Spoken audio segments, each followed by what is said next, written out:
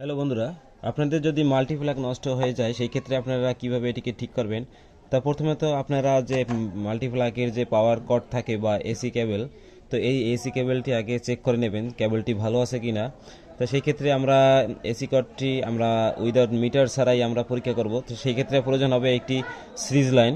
তো এই সিরিজ লাইনের মাধ্যমে আমি কেবলটি পরীক্ষা করে নেব। তো আমি সিরিজ লাইনের সাথে আমি কেবলটি পাওয়ার ইন করে নিই।